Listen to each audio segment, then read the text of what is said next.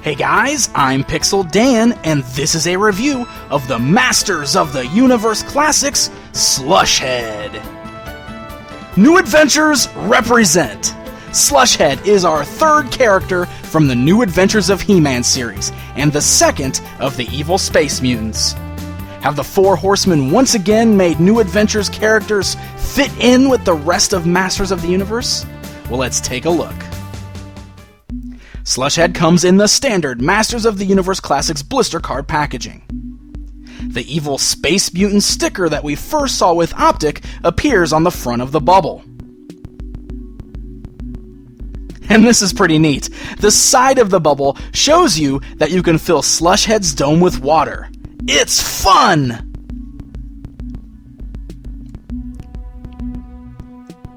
The back of the package shows off other characters currently available in the Masters Classics toy line, as well as a brand new bio for Slush Head.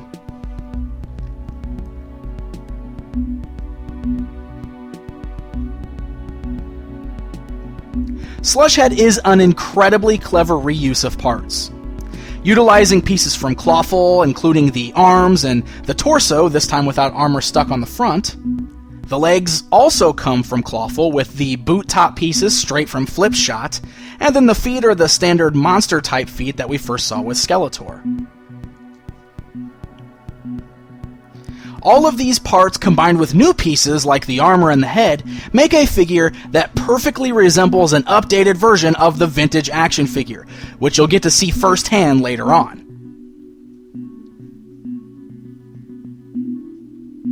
The arms have silver attachments that are wrapped around the wrists and the biceps.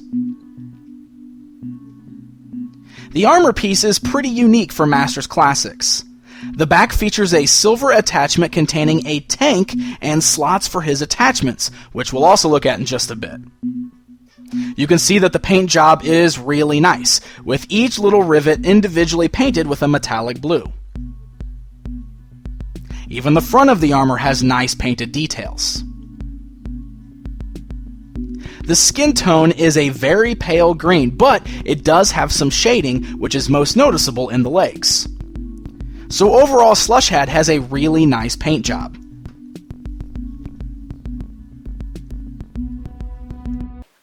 Alright guys, let's take a closer look at Slush Head. So first, let's go ahead and go over the figure's articulation. Now, he does have pretty much your standard articulation for a Masters Classics figure, and all of the joints on him are actually really tight. You can see just how tight like the shoulders are there. They're real solid and everything. Everything is really great on here. The ankles aren't incredibly loose, but you can see that they are a little loose on this figure, unfortunately. I don't know if that's attributed to the fact, you can see, because what they did is they've got like the flip shot top of the boots, and then you've got the standard monster feet, like the clawed-toed ones from Skeletor, and they do kind of have like a big gap between them. Like you can almost tell that they weren't really necessarily meant to fit together. It doesn't really look too bad, but I think that is what attributes to the loose ankles. You also remember that my table is padded. That kind of makes them fall down a little bit easier too. So the ankles, unfortunately, they're a little loose on this figure. The rest of the articulation is pretty tight all the way through. One thing to note is that the head does not turn. The reason for that is because the head is actually one solid piece with the armor that's on the figure. So let's go ahead and take a look at how that works. First of all, he does have these extra pieces that are on his arms here. These are loose extra pieces. They're not part of the sculpt, so you can see that they do kind of slide down. They have a tendency to fall off the biceps pretty easy, but you can just slide them back up there. You can actually also take them off of the biceps. They just attach just like the armor. There's a small little peg here. You can pop that off and unhook it, but they're permanently attached at the wrists. You might be able to probably slide it off, but I'm not going to do that because it doesn't look like it's really, it looks like, you know, they probably put it on, then popped the hand on. So you'd really have to remove the hand if you wanted to take this piece off, most likely. It's the same on both sides there. Now the armor piece, like I said, it's all one solid piece with the head. The way that it works is there's a piece underneath here that's got the peg, and the straps both attach to that peg. So you unhook the first one, then you pop the second one off there, just like that, and then the whole thing slides off the top of the body. Now you will notice that this is going to be because the head is attached to the armor, this is going to cause this to be one figure that you can't swap heads with other figures. There's no actual peg sticking out of the torso here where a head would plug on. So it's just empty, and that's because the head, like I said, is attached to the torso piece. You can look up inside there. You can see it's just a solid piece of plastic underneath. So it just kind of sits on top. It's meant and shaped so that it just fits over the neck part of the torso and holds still. So you don't get any turning head with Slush Head. The vintage figure was the same way. But that was sacrificed so that we can do the water feature, which is really cool. And I'll show you that a little bit more in just a second. But first, I want to show you the attachments that go on this armor. So you can see it just pops that back on there. Attach these two little straps to this peg underneath to get the armor back attached. Now, Slush Head's got these cool little tentacle pieces. If I can keep him standing here. He's got these cool little tentacle pieces that you can actually attach to his backpack. They are not made of a bendy plastic. It's just the solid plastic. Now, originally, I think Mattel did intend to make these of a bendy material, but opted not to do so because we've had problems with things like Snout Spout's trunk, unfortunately. So it's a solid piece of plastic. It doesn't really bend, but it's got some pliability to it. But you can still rotate them on here, and I'll show you how it works. It's kind of neat. So there's two different ones. You got just a solid little claw piece on one side, and on the other one, you actually have one that's got a little articulation joint so you can open and close it, which is kind of cool. And really, you can attach these either way you want to on either side of him. They just attach, there's a little knob at the end, and on the sides of the pack, you've got little slots. And these easily just pop right into place. Bink! Get that in there. And got them in there, just like that. Now, see, the way it works is they actually can rotate.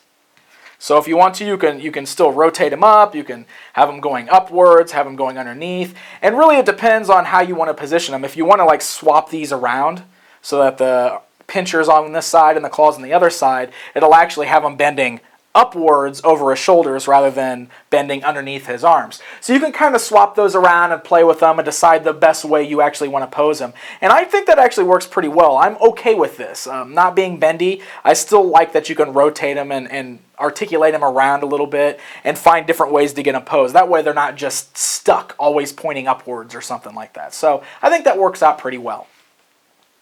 Alright, last little thing we're going to show you on here is the water feature. Now, you will notice I've already got water inside of mine. I put it in there before this just so you can see how it moves and the way it looks on the inside. I love it. I think it's really great. Here's the way they opted to do this. You can see that he's got this knob on the back of his helmet. It's just a little plug that just pulls right out.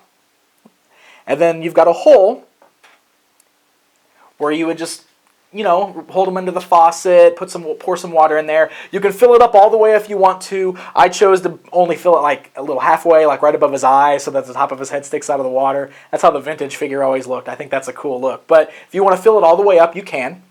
Once you get the water in there, put that plug back on there. It's a really tight fit. It plugs on very solidly. And as you can see, there's no leaking whatsoever. I have not had any water leak out of this the whole time I've had it. I've been playing with them, you know, posing them around, tossing them around. No water's leaking out. So I think the solution that Mattel found for this works really well.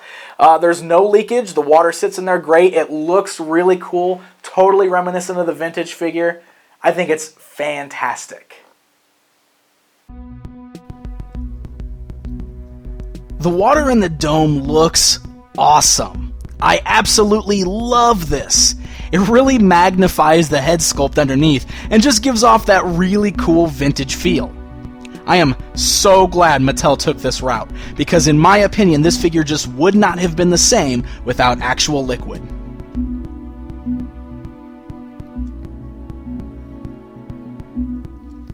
Now, aside from his tentacle attachments, Slush Head also comes with his silver blaster.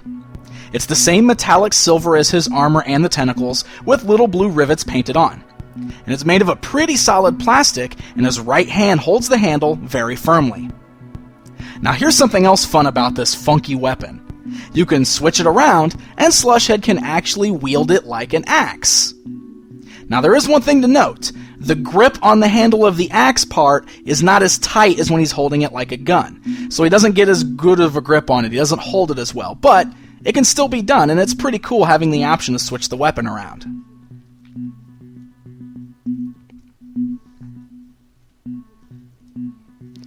Alright guys, it's comparison time. Here's Slush Head alongside his vintage counterpart. Here's where you can see what I was talking about earlier. I think Mattel and the Four Horsemen did a pretty amazing job updating this character into the Classics line, but at the same time, he still looks like Slush Head.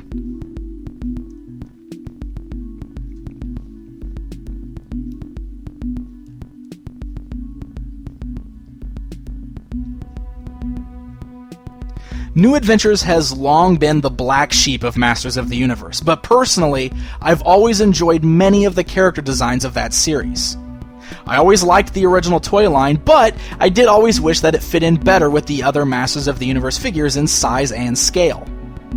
Well, I think the Horsemen have proven that these characters can fit right in with He-Man and Friends. I loved both Optic and Flipshot, but I think they really outdid themselves with Slush Head. I am just that happy with this figure. I'm not too fussed that the tentacles ended up not using bendy material, as I think the solution Mattel came up with works well and we don't have to worry about them possibly deteriorating over time. I think the paint job is really nice on this one, and I just love that water feature in the dome. I can't say enough how great I think that is. I think that's the kid inside me that's screaming out, as I always loved toys that used real liquid and such. Especially in Masters of the Universe. Especially in Bad Guys. And Horde members. Slush Head will be available May 15th on MattyCollector.com and is part of the Eternian Collectors Club subscription. Until next time.